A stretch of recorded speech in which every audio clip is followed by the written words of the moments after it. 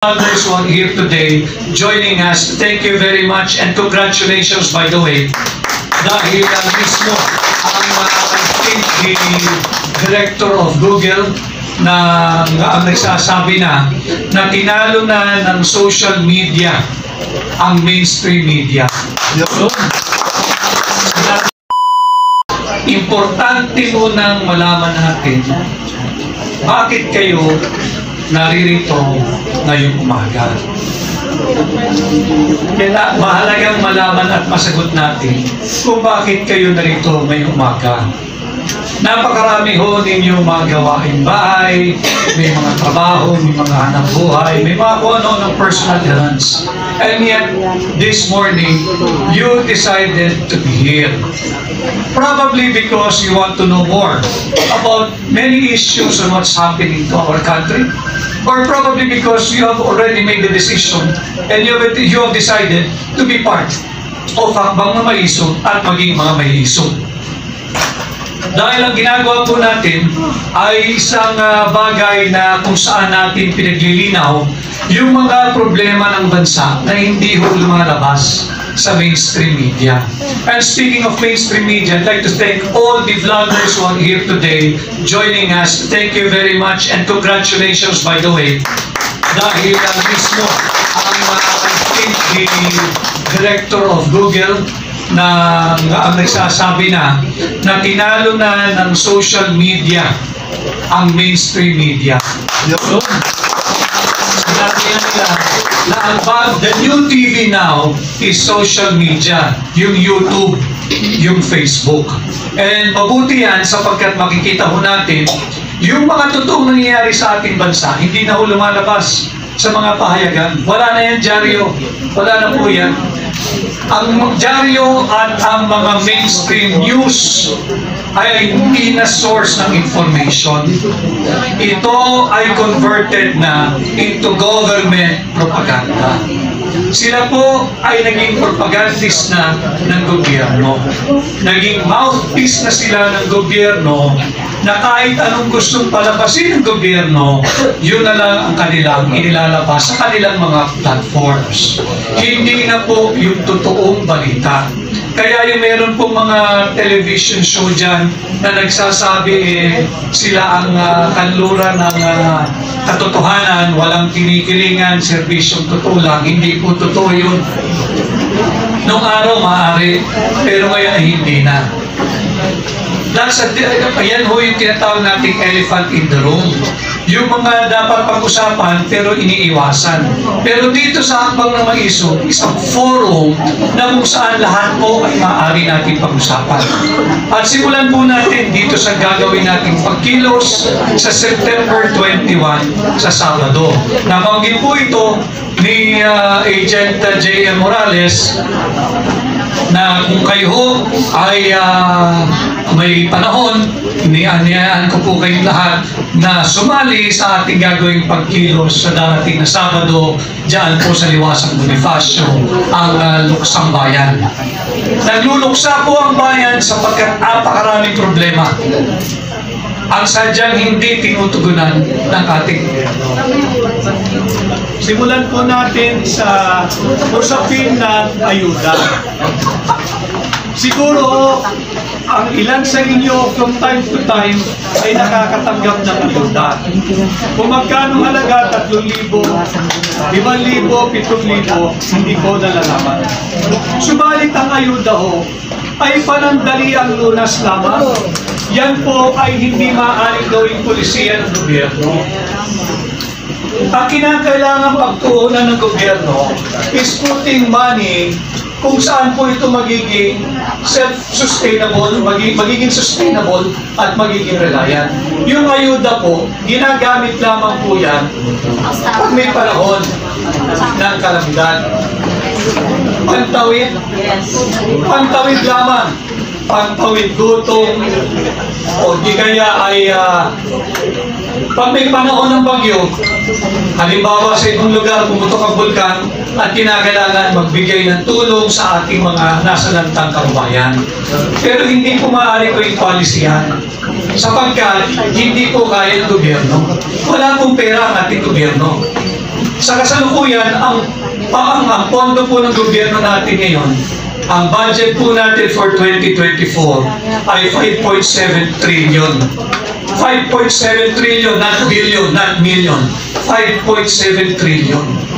Subalit yung 5.7 trillion yan, 500 billion po dyan, itinabi nila para sa ayuda. At ayuda muli, pantawid yan pag may panahon ng kalamidad, pag may panahon ng sakuna. Halimbawa na lang po nung panahon ng Bagyong Enteng. Anong Bagyong Karina muna? Simulan natin sa Bagyong Karina. Bagyong Karina na sinabayan ng Habagat. Napakalaking bahagi ng buong Luzon at Metro Manila, pati na dito sa atin sa Quezon City, ang nabaha. Subalit wala tayong nakita na nagbigay ng ayuda. Nitong nakaraang malakas na pag-ulan na naman ng Habagat, sinabayan ni Bagyong Enteng. Maraming lugar na naman ang binaha at nalubog sa tubig. Yung nabaha po noong panahon ni Bagyong Karina, noong July, they're just recovering doon sa baha na dinulot ng Karina. Dinaanan na naman ng Bagyong Enteng at sinabayan pa ng Habagat. Subalit, wala pong nag-abot ng ayuda. And yet, ang budget po na itinabi ng gobyerno ito under Marcos administration ay 500 billion pesos. Marapat na malaman ninyo, sapagkat lahat po tayo dito sa function room na ito, ako'y naniniwala, habang tayo po ay lumalaki nung tayo mga bata, wala naman sigurong nangarap ni isa sa atin dito ngayon na paglaki ninyo, pagtanda ko, ang pangarap ko makatanggap ng ayuda sa gobyerno. Meron ho ba na yun lang ang pinangarap sa buhay? Tumanggap ng ayuda? Yun ho ang ginagawa ng gobyerno ito. Hindi dahil gusto nila kayong tulungan. Hindi dahil gusto nila makatulong sa inyo. Binibili po ang inyong dignidad. Binibili ang inyong pagkatao.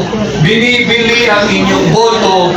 Ibinibili ang kinabukasan ng bawat pamilyang Pilipino. Dito po sa Akbang ng Maiso, ang ating advokasya, humihingi tayo for transparency, accountability, peace, and security. Transparency o yung pamunaw may aninaw. Accountability, yung pamunaw may pananagutan. Kapayapaan. Thank you so much. Hinahanap po natin yung ibinida ni Pangulong Bongbong Marcos sa kanyang SONA noong July of 2023 na 5,500 flood control programs na raw. Ang naipagawa niya, wala lang siya ay manungkulan bilang Pangulong. At yung halagang yan ay 500 billion pesos na rin, higit kumulang. So mag-isip po kayo, mga kababayan, 500 billion pesos sa ayuda and another 500 billion pesos for flood control programs. 1 trillion pesos na po lahat yan. Nasaan yung 500 billion pesos ng ayuda? Hindi po nararamdaman yan ng mga karapat dapat talagang tumanggap at mabigyan yan. Nasaan yung 500 billion pesos na flood control programs? Yung flood control funds. Maya't maya, umulan lang, tayo ay binabaha. Noong isang araw lang, sa takot ng gobyernong bumaha muli, nagdeklara ng walang eskwela. Yes po, ma'am. Napakainit naman.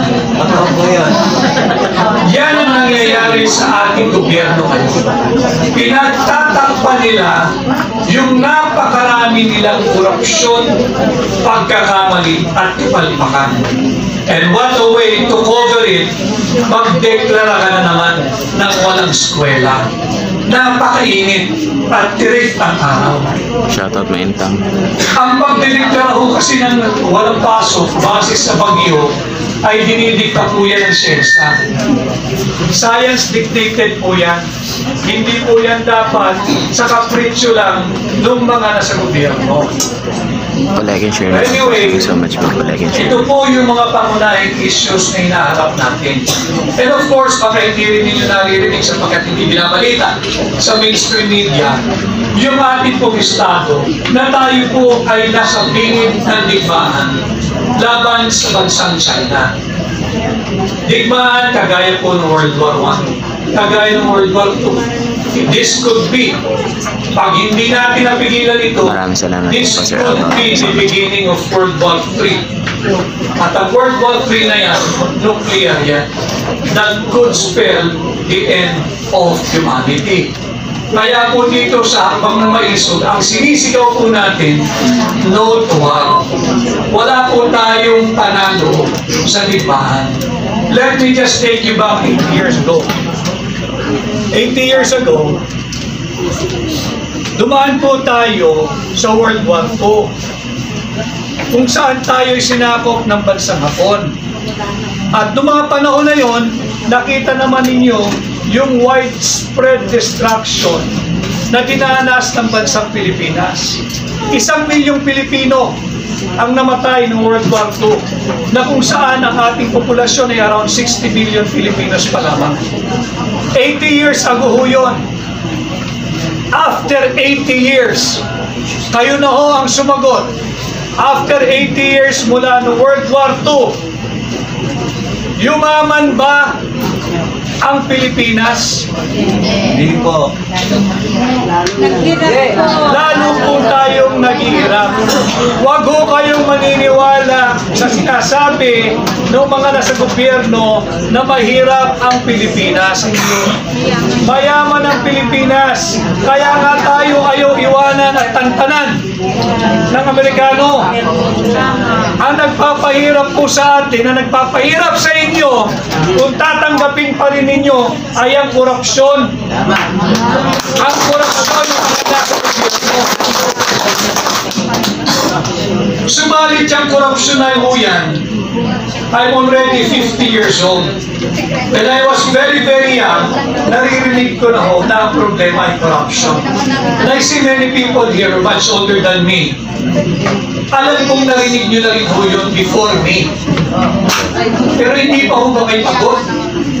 Yung kwento 50, 60, 70, 80 years ago, kwento pa rin ngayon. Yung sinasabing korupsyon ang problema 50, 60, 70, 80, 100 years ago, problema pa rin ngayon. Di ba kayo napapagod? Pagod na po. Ito ba ang buhay na gusto ninyo manahin ng mga anak ninyo? Dito. Hindi tayo dapat pumayag. Bilyong-bilyong piso ang linulustay ng Marcos administration sa corruption.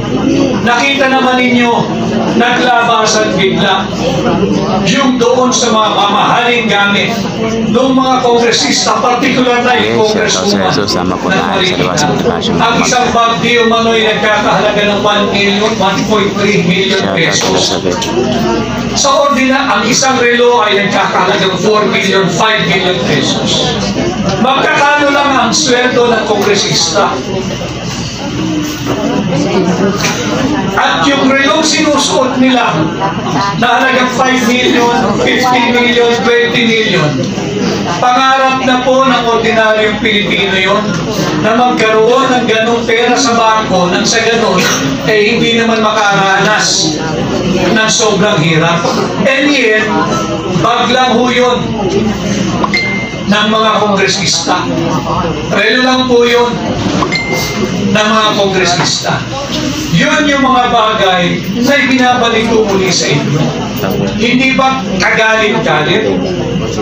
Kayo ba hindi nagagalit? Alam kong ang Pilipino ay matimpiin.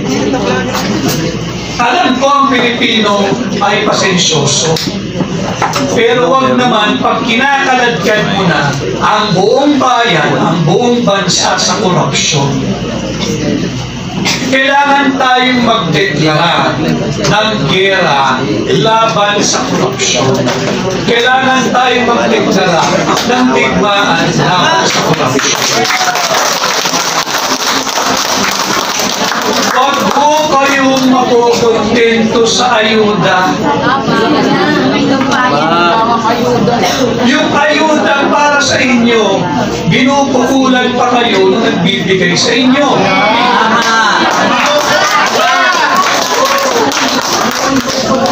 Mahirap na nga ang buhay. Ang tatanggap ng ayuda ay yung hindi nakakariwasa sa buhay. Tama po ba ako? Mahirap na nga yung bibigyan mo, ginagawa mo pang miserable ang pagtanggap ng ayuda. Kakarampot ng pera na nga lang para sa nangangailangan, kinukupitan pa ng mga tao sa gobyerno. Hanggang kailan kayo papayag magpatuloy ang ganitong kalakaran sa ating bansa at sa ating gobyerno? Kami ho dito sa habang ng maiso, maraming beses na akong natanong, ano ho ang magagawa ng habang ng maiso para sa amin? Sabi ko, wala. Ito na ang ginagawa ng habang ng maiso. Nagiging boses ninyo, nagiging tinig ninyo. We go around the country, kinakausap natin ang iba nating kababayan, pinapaalam natin yung mga totoong problema. Hindi ho namin sinisilaban lang ang inyong damdamin. We are informing you because an informed citizenry, yan ang maganda. Sa tingin ko, pagka nalalaman ninyo ang tunay na kalagayan ng ating bansa, may pag-asa tayong umunlad. Ngayon, yan ginagawa ng hakbang ng maiso. Ang magandang tanong siguro, huwag naman kayo magtatampo. Ito naman ang purpose ng ating paghaharap ng kumanda. Kayo, ano na ang nagawa ninyo para sa bansa? O ano ang kaya ninyong gawin? Ano ang handa ninyong gawin para sa ating bansa? Kinakailangan nun tayo magtulungan. Kinakailangan nating ipabot ang ating nagkakaisang tinig sa gobyerno na galit na tayo sa korupsyon. Sawang-sawa na tayo sa korupsyon at dapat nang tigilan ang pagnanakaw ng buwis na binabayan natin sa kanila na dapat sana ay ginagamit sa different social services. And that is what Hakbang ng Maiso is all about. But we have to stand united. Kinakailangan tayong magkaisa. You have to be heard. Kinakailangan kayong marinig. And most of all, you have to make a stand. You have to make your stand. It's all up to you now, ladies and gentlemen, if this is the kind of life that you want to have and continue. Kung ganitong uri ng pamumuhay ang gusto niyo ipamana sa ating mga anak, sa ating mga apo, at sa ating mga magiging susunod pang sa ating lahi, nasa sa inyo. Subalit, sa tingin ko naman, kayo ay naririto ngayong umaga, hindi lamang para pakinggan at mabusog ng mga kung anong-anong magagandang pananalita, kundi upang ipakita at ipadama that you are now united and that you are now ready to be heard, and soon, I hope, very, very soon, you will be ready to make your stand. Yun po ang Hakbang ng Maiso. At ito pong darating na taon, 2025, ang panukalang budget to, kung kayo'y nalalakihan na, sa 5.7 trillion pesos budget for this year. Next year ang budget to ay 6.35 trillion pesos. Palaki ng palaki, lobo ng lobo. Subalit, ang utang po natin ay palaki rin ng palaki. End of July, ang utang po ng Pilipinas, ang national government, ay around 15.9 trillion US dollars. Malaking pera na po ang ating pagkakautang. At yan yan po ay hindi libre, utang nga po eh. Para rin po yung utang sa kung saan man, whether formal or informal financial provider. Pagka nangutang ka, babayaran mo ng interest. Tayo ho, wala nang ang pera ang gobyerno, palaki pa ng palaki yung proposed budget nila. Okay lang sana kung ibinibigay sa ating mga Pilipino. Okay lang po sana kung pinapatupad ng tama yung mga infrastructure projects. Okay lang sana kung totoo yung 5,500 flood control projects. Pero nasaan ho lahat yan? Ito yung mga bagay na sana pag-uwi ninyo, pagbalik ninyo sa inyong mga pamayanan, kesa pag-usapan natin kung sino ang bagong kalaguyo ng kapitbahay o di kaya ano yung Palagi share po mga versa. Ang pag-usapan po natin itong mga usaping bayan na nakaka-apekto sa ating pang-araw-araw na pamumuhay. Halimbawa na lang ho, napakaraming mga ina ngayong at kababaihan ninyong umaga. Yung 500 piso po ninyo ngayon, mas marami ho bang nabibili kaysa sa 500 piso ninyo nung nakaraang taon? Wala na. Pag hindi kayo kumilos, pag hindi tayo nagkaisa, pag hindi kayo tumindig, yung 500 pesos po nating lahat next year, higit pang walang mabibili. Yung sinabi nilang magmumura ang bigas nung tinanggal yung taripa, meron bang murang bigas? Sinabi nila magkakaroon ng 29 na kilo ng bigas, pesos per kilo ng bigas. Meron bang 29? At least yung 29 pesos per kilo, malapit-lapit sa 20 pesos per kilo. Subalit may 29 pesos per kilo ba kayo nabili? Panay kasunungalingan ang gobyerno ito. Palagi share. Ang gobyerno ay naririto upang itulak ang kabutihan at pigilan ang Thank you, kasalanan. Ma'am Loli. Thank you, Para Ma'am din Loli. pong simbahan yan. Ang simbahan no exists to promote good and restrain what is evil. But ano ang gagawin natin? Kapag mismo ang gobyerno na ang nagtutulak ng kasamaan at pinipigilan ang katotohanan Copy po, ma'am. at pinipigilan ang kabutihan, kinakailangan po tayong kumilos. Iparinig natin Okay na po. ang ating nagkakaisang tinig sa Good gobyerno. morning, Ma'am Tensi. Palagi share po. Huwag po kayong matakot. Ang hakbang ng maisong ay hindi nananawagang pabagsakin ang gobyerno. Subalit ang hakbang ng maisong ay nananawagan for transparency, accountability, peace, and security. Yes. At kung magkakaisa ang taong bayan, at yan ang magiging resulta, ang pagpapalit ng rehimen, and so be it. Because kinikilala po ng ating saligang batas ang ganitong uri ng pagkilos at malinaw po yan sa ating article